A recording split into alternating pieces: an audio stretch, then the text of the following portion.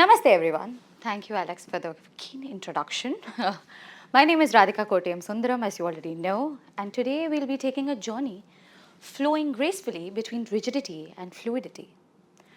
Okay, imagine a world where every movement, every aspect of your life is meticulously predefined, where our world creativity is stifled by rigid structures and individuality has no place. Similar to the image that you see over there, no ambiguity, no confusion whether we'll get a job or no, whether we'll come to France or no, all of this is nullified. And this would be your life. Doesn't that sound a little boring? Well, it does to me because I like to have a little spice in my life. So our world is actually a combination of both art and science. Art depicts the artistic and the flow element, whereas the scientific aspect is all about the technicality, which is numbers and multiple other things.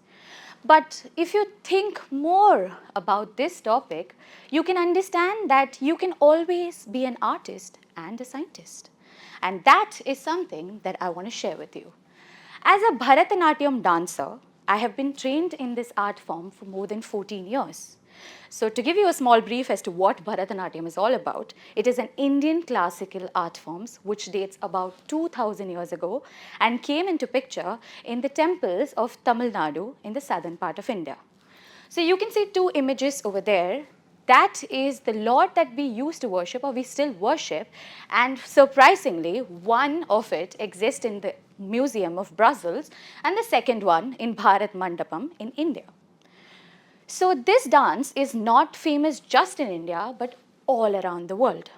As a Bharatnatyam dancer, you have to follow by certain rules and certain components of the dance itself.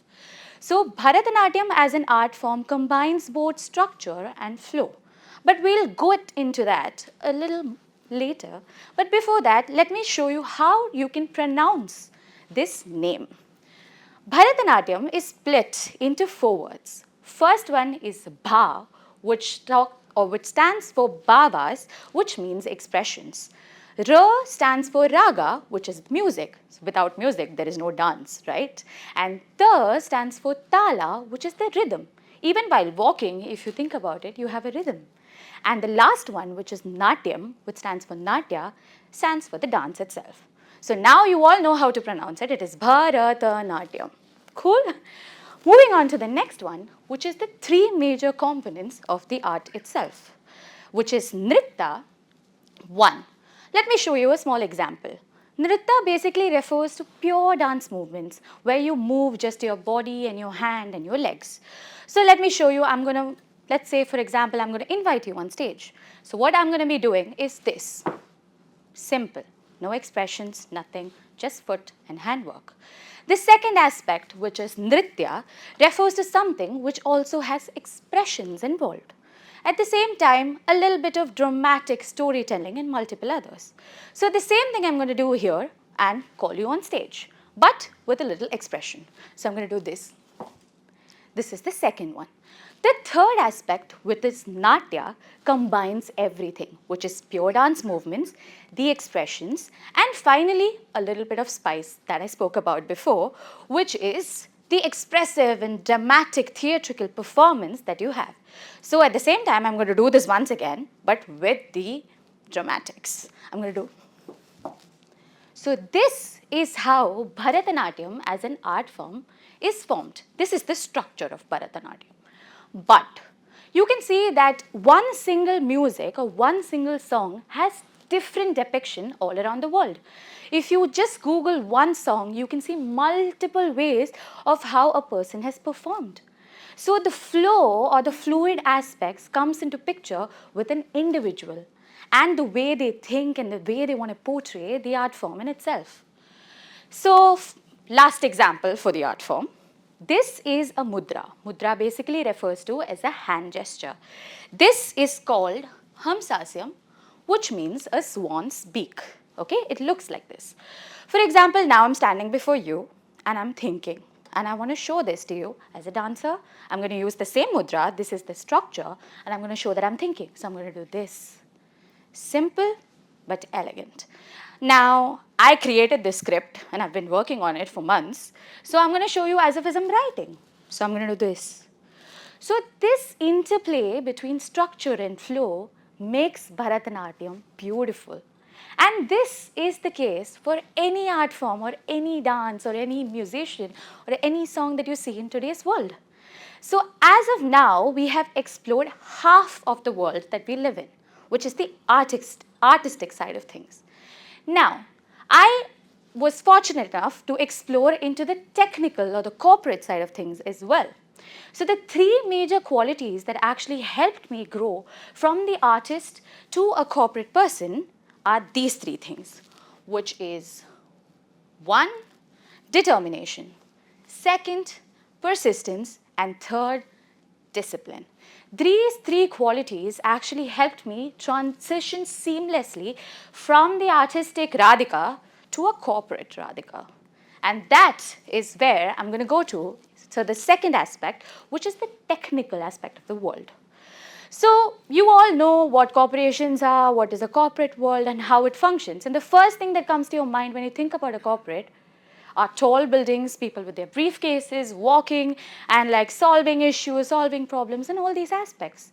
But if you observe a little keenly, you can see a similar interplay of structure and flow even in the corporate world. That is what we're going to explore right now.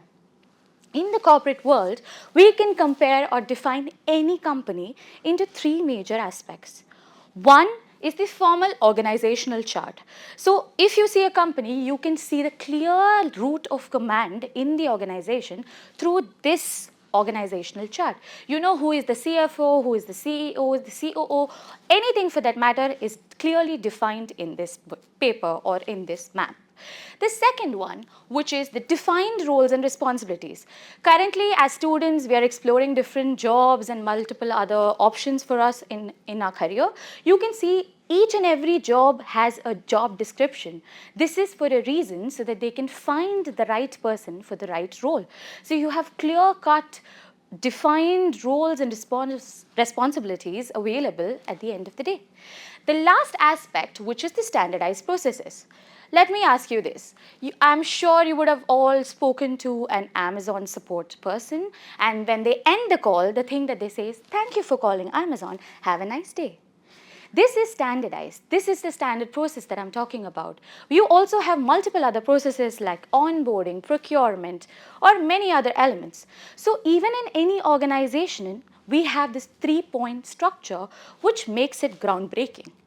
But if this is the case, why is it that we have many companies having billion-dollar turnover, at the same time we also have other companies who shut and who go bankrupt? This is where the individual person, the decision and the decision maker matters. If you think about it, if someone or the CEO did not decide to move ahead in their lives, they wouldn't be in a position which in the Forbes 30 or something of that sort, right? So that is where the individual or the flow aspects come into picture. So as a person and as a CEO or as a leadership or a leader, one person can do multiple roles, and the best role that they do is being a leader and leading the organization to make more money at the end of the day. Now, we have spoken and thought about how art and science are two different things. But if you think about it, it's all the same. There are so many similarities between these two worlds that we don't even need to split them at the end of the day. The first common thing between an artist and a corporate person is expertise. As a person or as an artist or an investment banker, as an artist, if you don't practice your art, you can't perform it well. As an investment banker, if you don't know your trading strategies, you're going to go down. First. Second, which is teamwork. As a dancer or an artist, you can choose to perform your dance as a group. When you perform it together, it's all about coordination and discipline and the placements and multiple other aspects. This is the same case for a corporate company as well, where you have multiple departments working for a common goal, multiple employees working for a common goal for the team and bringing them up the chart. The third aspect, which is innovation, like Michelle spoke about today, we are all moving into an era of AI. That is how the corporate world is also moving. At the same time, as an artist, like I mentioned, each artist sees the dance and the art form in a different eye.